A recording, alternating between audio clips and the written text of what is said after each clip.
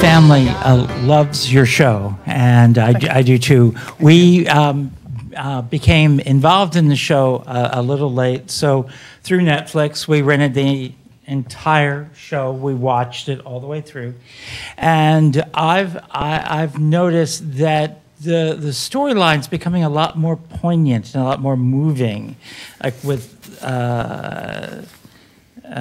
the sterility episode. And was that a deliberate choice in your report, or is that sort of a natural way the show has evolved? I think it's something you kind of earn over years. Like, we would never have done Marshall loses his father in season 2. We would never have done Robin has to confront the fact that she's infertile and can't have kids in season 2.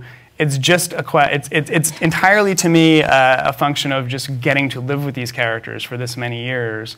And there's a weird hallucination that almost happens where they come to seem real to you. Like, I remember when Cheers went off the air when I was a teenager, I felt like my best friends just left me. And I was like crying, like I was so invested in them.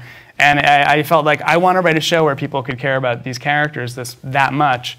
To me, it's just like, if people have been with us this long, you know, knowing anyone for 7 or 8 years, you're going to see them go through some hard chapters. It's not just 20 minutes of silliness every week. And that's always how we wanted to write the show.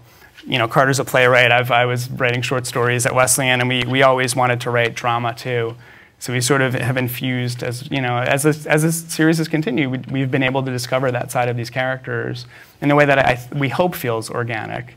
You asked the question very nicely, unlike the person who was cutting my hair a few weeks ago who said, "Why do you keep making me cry?" And she had sharp scissors. It was very intimidating.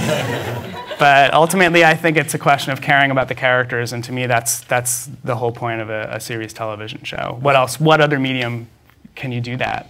The Harry Potter series? What other medium do you spend like 8 years with somebody? It's cool. Well, a lot of the themes have to do with this tension between friendship and family, and how, and some of your short stories had to deal with those tensions around family. Your short stories. This is really and I think one of the great things about the show is you show people developing new kinds of families, and how friendship and family doesn't have to always be in conflict, that they can actually find a happy relationship with each other. And I like to think, not to sound too schmaltzy, that when we talk about the Wesleyan family, where we're somehow bridging this tension, or this gap between friends and your loyalty and allegiance and debts to your family, and the tensions that come with that. That's absolutely true, and that's like on the nose what the show is about. I mean, that's like the characters on the show, like, I mean, I think it's no coincidence that it was written by two guys basically from the East Coast living in California.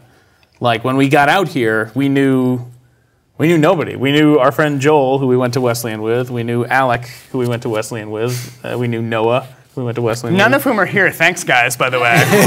Brendan's here somewhere. Like, it really was like that.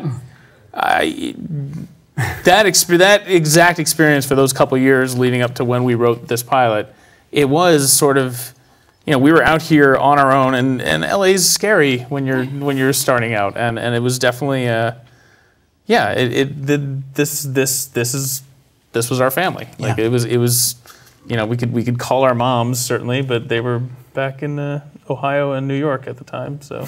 Well, and this is a version of your family, too. It's the Wesleyan family, and we want to thank you for being part of it and for sharing your thoughts about the show and for the show. And thank you all for coming tonight. We have time to hang out afterwards and out in the lobby. There's still food and drink. And thank you, Jeremy, for hosting us tonight.